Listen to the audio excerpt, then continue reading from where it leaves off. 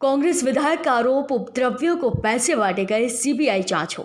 बेंगलुरु हिंसा मामले में कांग्रेस विधायक श्रीनिवास मूर्ति ने सीबीआई जांच की मांग की है। उधर पुलिस ने आरोपियों की धरपकड़ भी तेज कर दी है। पुलिस ने हिंसा मामले में 5 लोगों को मुख्य आरोपी बनाया है, जबकि 200 से 300 अज्ञात हैं। इसके साथ ही नुकसान की भरपाई के लिए उत्तर प्रदेश मॉडल का इस्तेमाल किया जाएगा। कांग्रेस विधायक श्रीनिवास मूर्ति ने कहा कि मैंने किसी के खिलाफ कोई बुरा काम नहीं किया। मेरे घर पर पेट्रोल बम फेंके गए, मेरी पूरी संपत्ति को नुकसान पहुंचाया गया। कांग्रेस के जनरल सेक्रेटरी केसी वेणुगोपाल और अन्य नेताओं ने मुझसे बातचीत की। मैंने कोई भी अतिरिक्त सुरक्षा की मांग नहीं की है। मेरी सुरक्षा के लिए सिर्फ एक पुलिसकर्मी है। पीएम मोदी ने समझाया कैसे बदल गया देश का सिस्टम, क्या है बदले नियम। ईमानदार टैक्स पेयर्स को प्रोत्साहन और कर प्रणाली में पारदर्शिता बढ़ाने के लिए प्रधानमंत्री नरेंद्र मोदी ने गुरुवार को एक खास प्लेटफॉर्म की शुरुआत की। इस अवसर पर पीएम मोदी ने समझाया कि अंग्रेजों के जमाने के टैक्स सिस्टम को किस तरह से बदलकर टैक्स पेयर्स को राहत दी जा रही है। इस मौके पर प्रधानमंत्री नरेंद्र मोदी ने कहा कि ये प्लेटफॉर्म 21वीं सदी के टैक्स सिस्टम की शुरुआत है, जिसमें फेसलेस असेसमेंट, अपील और टैक्स पेयर चार्टर जैसे बड़े रिफॉर्म्स हैं। क्या है फेसलेस अपील की सुविधा, करदाताओं के लिए कैसे होगी मददगार।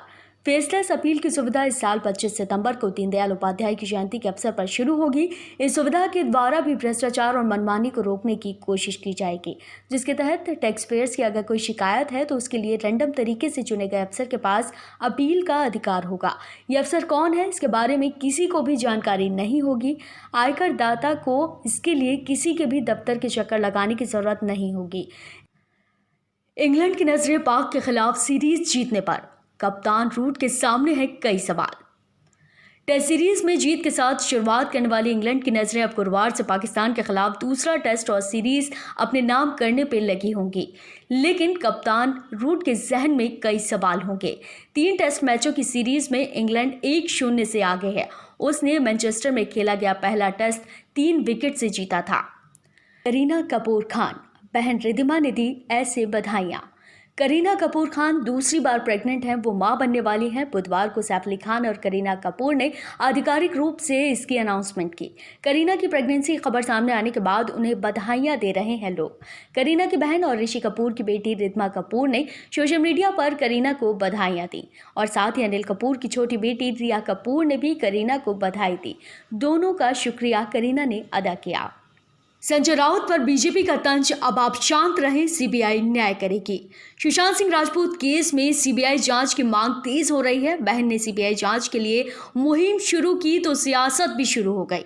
इस केस को लेकर भारतीय जनता पार्टी और शिवसेना आमने सामने हैं, एक दूसरे पर सियासी बाढ़ चलाए जा रहे हैं। शिवसेना नेता संजय राउत के बयान पर तंज कसते हुए बीजेपी नेता शहनवाज हुसैन ने कहा, संजय राउत जी बड़ी देर कर दी हुजूर, न्याय देते देते।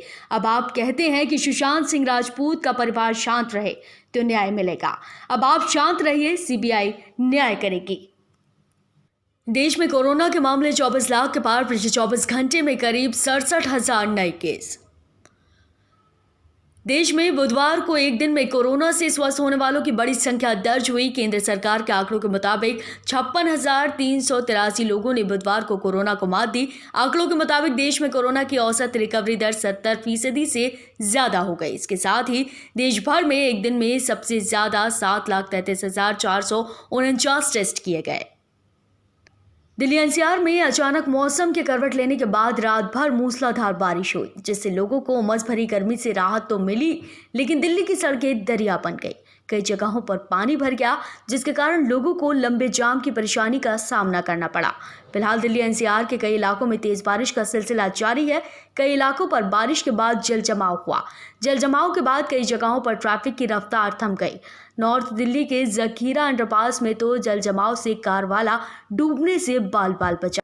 नया पैटर्न, एक दिन में 3 परीक्षाएं। फाइनल एग्जाम से परेशान है यूनिवर्सिटी छात्र। देश भर के विश्वविद्यालयों में फाइनल परीक्षा रद्द करने की मांग के मामले में सुनवाई सुप्रीम कोर्ट में 14 अगस्त को होगी।